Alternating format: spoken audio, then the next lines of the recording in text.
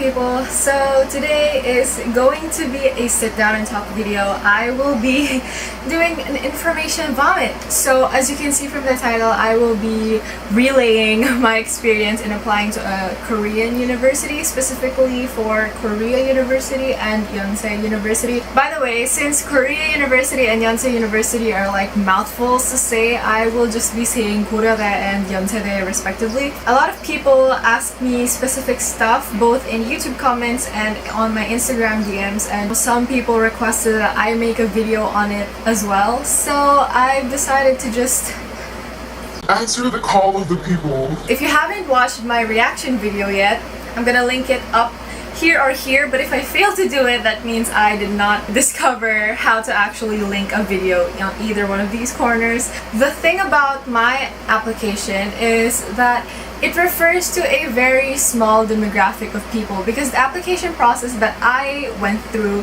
refers to only Koreans who studied abroad, who basically undertook all of their education abroad, and that's like a really small population. But for the documents, I looked at the application guide for international students as well, and it's basically the same, but mine is a little bit more complex. I have to submit like some other additional stuff. I will not make any claims about the application process for international students because I might get something wrong since I didn't go through it myself, and we don't want that.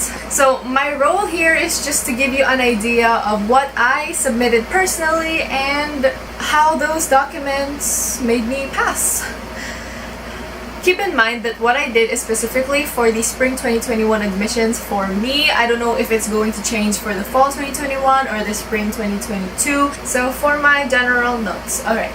So when it comes to the English majors, I noticed that a lot of people asked if you can go to university in Korea without learning Korean. First of all, there's something very wrong with that thought process, because if you're going to university in Korea, you should learn the language. But I do understand the question if you have to learn Korean prior to taking a university course in Korea. Yes and no. It depends on the major that you choose. Everyone who is researching about undergraduate in Korea, you have probably heard of the Underwood International College for Yonsei대. Most people look towards Yonsei대 because Yonsei has a really good system of promoting themselves as an international college, because they have a separate college that is all in English. Underwood International College hosts a lot of majors, and that's a good point for international students. But there is a common misconception. Okay, no, it's not really. I can't say it's a common misconception, but just from my observation, not a lot of people actually look towards Korea University. Korea University does offer English majors. So basically in Korea대, there are two colleges that offer majors. Like you can graduate taking all English courses. So one is the Division of International Studies, and the other is the Korea University Business School College of Business Administration. So if your interests aligns with international studies and or business administration, I do encourage you to check out Korea University as well. Now we're moving on to Korea University or Korea대. First, I just want to say that there is an application guide available online on the Korea대 homepage, and it's a very detailed application guide. They literally say everything you have to do. Make sure you check that out. To go to the Korea University website, type that oku.korea.ac.kr site and go to this whole campus. And on the first tab, you'll see the categories of students. I was under this one, the 전교육과정 해외 수자. So once you click that, you'll be presented with the application guide. So for you overseas Koreans out there who have studied abroad all their life, this one's for you.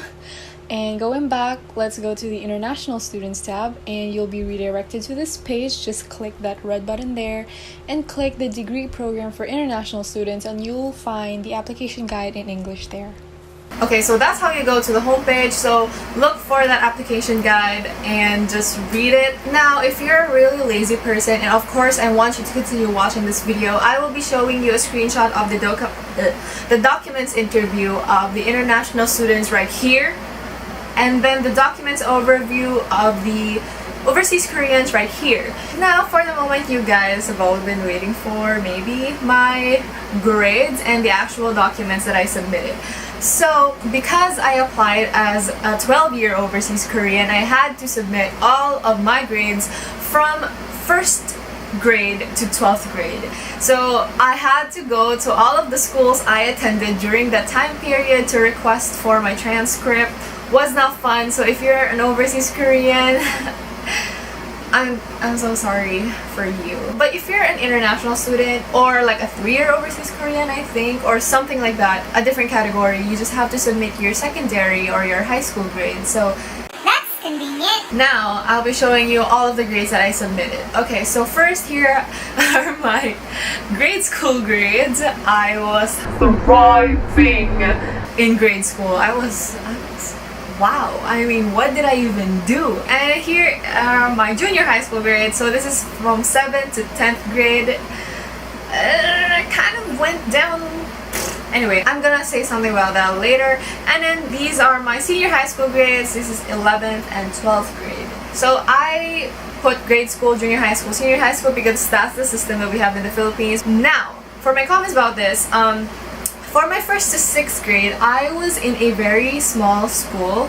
So that's why I was able to get like a pretty good, record of grades. So I think that the institution name matters a lot because even though my grades relatively dropped during 7th to 10th grade, I was in a science high school at that time, and science high schools, they're known. Anyway, so I think that the school reputation also matters, not just the grades. Because there's also a section where you can submit your school profile, which basically states the acceptance rate of your school, the number of students in your school, basically the technical objective reputation of your school. So they take that into consideration as well. So I did not show my grades to brag, guys. Even if it's like nothing to brag about, really. I just showed you guys, like, I wanted to be open about it so you guys know the kind of grades that I had to get accepted. But I do firmly believe that the grades are not a super big advantage on your application. Like, there are so many more. So I will be talking about my extracurricular activities. Now for Kurade, I was given a list, a table with 10 slots. So I had a maximum of 10 extracurricular activities which I could submit. And they ask for official certificates or certified true copies or any proof. So you have to have a person in charge, like the name and the number. I'm not sure for the international students, but that was my application. I didn't fill up all of the 10 because I'm not a very involved person. I will be listing down the most prominent ones that I put so you guys have an idea of what activities I did.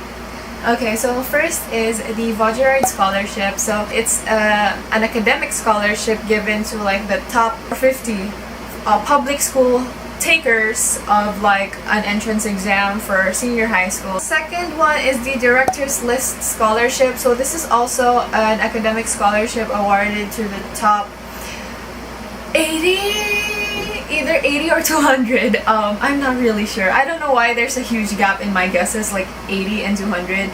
But I think it's one of those. If not, then my mistake. Those two scholarships I think strengthened my application pretty well. Yeah, but I don't know how I got those scholarships either. Don't ask me, I'm not super smart. Next, I also submitted like random certificates for like research because Kurodaku is also known as like a research university. Like they have a high research output, so I thought that research related stuff would be good to submit. Next is the IELTS. So it's either one, you take an English proficiency test like I did, so I took the IELTS, you could also get like the TOEFL, or two, you could request like proof from your school that you undertook your courses majorly in English. But the problem is, I thought I was gonna be able to request that because I came from a public science high school from 7th to 10th grade and we didn't necessarily have our classes in English.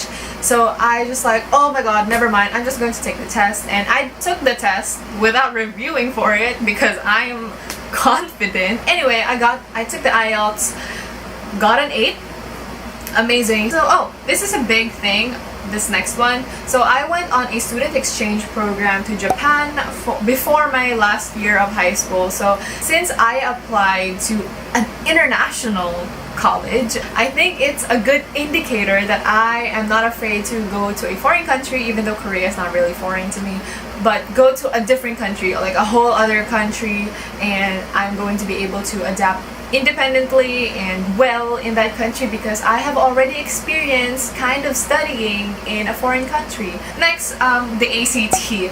I was really skeptical if I was going to submit this or not because I took the ACT with like 5 days of review, like cram review. I'm not very proud of my score. I couldn't retake the ACT because it was so expensive. It was like 10k pesos. So like when I got my result, I'm like, oh my god, I'm stuck with this. So anyway, I got a 31. Not my proudest moment, but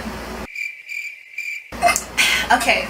Yeah, I think those are the most prominent ones. I hope you guys got a pretty good idea of what kind of person I am, what kind of student I am. Next, everything was done online in my case for Korea.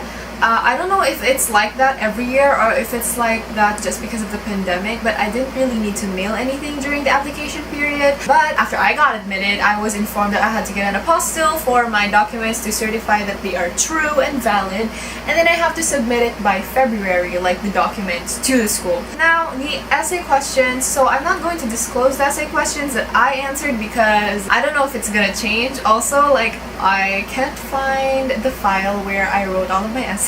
I think I deleted it by accident because I don't like looking back at stuff that I already submitted because like I'm just going to see the mistakes that I had and then I'm going to be frustrated, but I won't be able to do anything about it anyway. But actually, you can access the questions like on the homepage. There is this area in the homepage where you can look at all of the documents that you have to submit. There's like a whole list of files, like everything is on there, and then the personal statement is also on there, and they literally give you the question so you have time to prepare for it beforehand. Now, interviews. So I wasn't required to do an interview for Korea, but I think if you're an international student, you will be.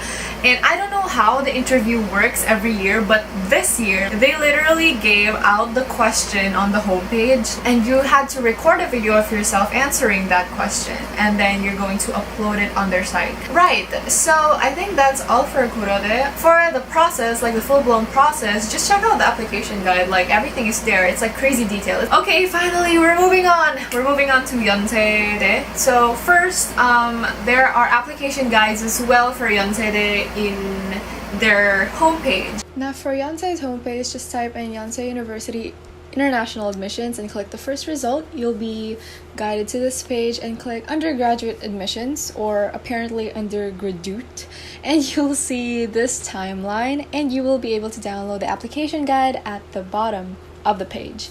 And for overseas Koreans, the search is a little bit different. So I search 연세대학교 대외국민특별 전형 and get the first result, and you'll see the timeline as well and the application guides, and you can also select if you're a 12-year or 3-year overseas Korean. Okay, yeah, that's it. I think. I mean, it's pretty much the same. I mean, obviously I'm not gonna show my grades again because like I submitted the same thing, obviously. Yeah, but for the overseas Koreans, be careful because you have to select the right application guide. Like if you're like me, the application guide that you're following says 초, 중, 고, meaning elementary, middle, and high school overseas, right? Yeah, what's different is, in my case, for 연세대, there was like an optional recommendation letter, but for Korea대, like there's no option. It's not even in the list, so I didn't really need to submit a recommendation letter, but for 연세대, like the teacher had to mail it by a certain deadline. And also, 연세대 also has a fee, an application fee of 150,000 won. So it's the same as Korea. So for the international students out there, obviously you saw my grades and my extracurricular activities, so I hope that you got an idea of like the situation, the standard that I had applying to the Korean universities. Now, conclusions. I'm in the conclusion part, guys. Oh my gosh. Just a disclaimer. I have no idea how students are evaluated. Obviously, universities don't give out their application criteria. So I'm just uploading this video to help some of you all aspiring Korean university students. Everything that I said was based on personal experiences and inferences. So Yeah, don't quote me on this. Also, actually, if you apply to Korea대 in UA Apply, after you finish your application, you can actually check like the statistics. I don't know if it's only for my application. We could check the competition rate, like how many students applied and what are the odds of getting into each college. So that was pretty cool and pretty nerve-wracking. Anyway, I think that's that. If I missed anything, please just comment them down below or DM me on Instagram. Like, if you DM me on Instagram, it's like I'm 100% sure that I will see it. But guys, oh my god, don't DM me like hello, like just hello. Like, I would rather you ask the question in one go, like hello and then the question, not just like hello, because like I am literally so terrified of internet creeps, so I don't really reply to those kind of messages. Like, if you just say hello or hi, like chances are I'm not gonna accept the request. So if you guys are gonna ask me something on Instagram, just ask me like the question in one go. So if this video helped you guys, please give it a big humongous thumbs up, because I spoke way too much, my mouth is dry. So I will be seeing you guys very soon. Thanks.